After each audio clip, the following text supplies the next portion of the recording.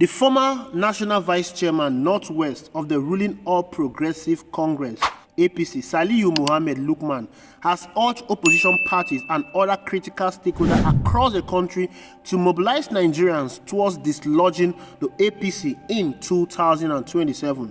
Lukman, a former Director General of the Progressive Governors Forum, in a statement on Saturday said, pushing the APC out of power remains the only way to address the avalanche of challenges bedeviling the country. He said defeating the APC in 2027 is possible if opposition parties and Nigerians unite, just like top politicians united have succeeded in pushing the military back to the barracks.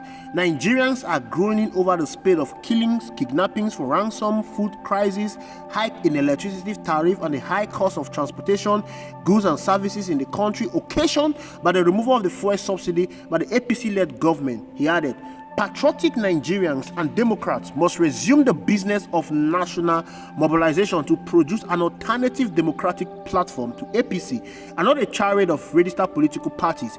We must summon the courage and believe in the power of possibility. Just like we succeeded in pushing the military back to the barracks and defeating the PDP in 2015, it is possible to create a politically viable and truly popular democratically alternative platform that can put the APC in its rightful place and overcome the current extreme right-wing adventurous unplanned leadership of President Asiwaju Bola Ahmed Tinubu. Nigerians must be mobilized to rise above dishonest politicians who only manipulate their ways to power and reduce citizens to the status of conquered people. Democracy will be worthless if the result is only to elect civilians overlord. The former Director General of the Progressive Governors Forum said the APC has abandoned its vision and reduced it to mere platform for winning election. Now, we all know that most politicians in Nigeria are loyal to their stomach. They are loyal to their interests. They are loyal to their personal gain ahead of the interests and patriotism of this country.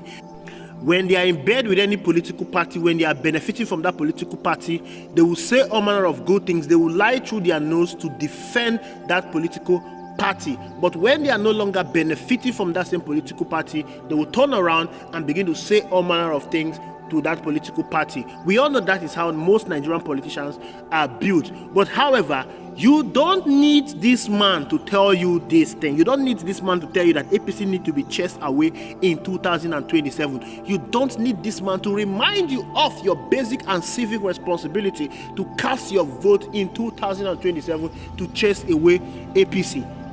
The insecurity, the food inflation, the high cost of living, the out-of-school children, the poverty in the land, the hunger in the land is enough to reset your brain in case your brain is yet to be reset. I don't care to know what position this man is coming from, whether in the position of, oh, he's not benefiting from APC anymore, I don't know, or maybe in the position of being patriotic to the country. But the truth remains that 2027 should be a fight for survival for every Nigerian. You have to chase APC away, even if you are not doing that because you are hungry. But for the fact that APC in 2015 took over the third fastest growing economy in the world and the best economy in Africa and ran that economy aground, they destroyed the economy of Nigeria. That is enough reason for you to know that APC has wasted 9 years of your life and you need to chase them away. If you don't do that for yourself, you need to do that for your kids. I want you to go to the mirror and look at yourself in the mirror and tell yourself you have failed yourself, you have failed your unborn kids, you have failed your grandfather, you have failed your father, you have failed the forefathers of this country because you have handed over this country to people that do not care about this country, to people that do not care about the economy of this country, to people that do not care about the development of this country. And I'm going to tell you why.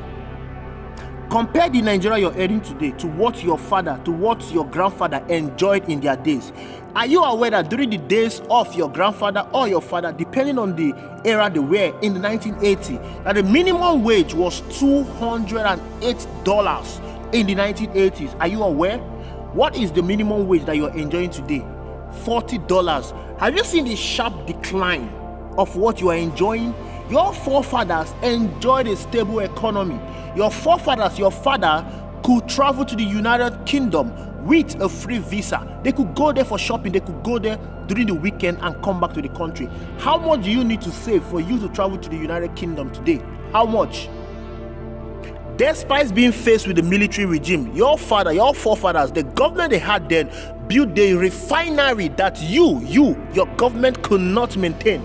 They built all the institutions you are enjoying today, and your government could not maintain them. The National Assembly was very vibrant during the days of your father.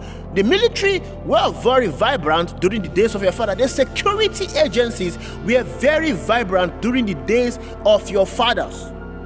Life was cheaper and economical during the days of your fathers. In their youth, in their prime, the moment they are out of school, they secure job. How many of you have a job today? In their youth, in their prime, most of your fathers built the house that most of you have today. How many of you can boast of building a house after you have left school? How many of you? Most of your fathers own thriving businesses in their youth. How many of the youth in this country today can boast of a thriving business in this country? Your fathers stood face to face with the military. They challenged the military. They challenged the bad governance in the military. They overthrew the military and ensured that you are enjoying democracy. They handed over democracy to you. The democracy they handed over to you, is it what you are enjoying today? You claim to be practicing democracy, but most of you were chased out of your polling unit. You claim to be practicing democracy, but a governor in your state rigged your election. They rigged out the man you voted, and you did not do anything. You claim to be practicing democracy, and INEC announced a sham election. You did not do anything. You claim to be practicing democracy, and the judiciary legalized a corrupt election in this country, and you did not do anything. Your fathers have allowed that. Your fathers stood against the military. They fought the military to a standstill and drove the military back to barrack. What have you done? You took over the third fastest growing economy in the world, the best in Africa, from a man that is competent, a man that has competent cabinet around him, and gave it over to a man that has no leadership acumen. And that man destroyed the economy, and you kept quiet. What have you done?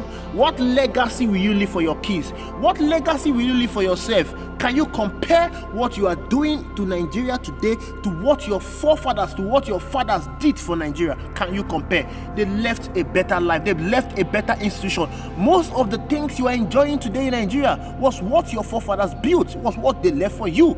Look at the refinery they built for you. You cannot even maintain it. Today, you are relying on an individual, Dangote, who built a refinery to give you cheap fuel. You will not get fuel cheap. You will not get it cheap.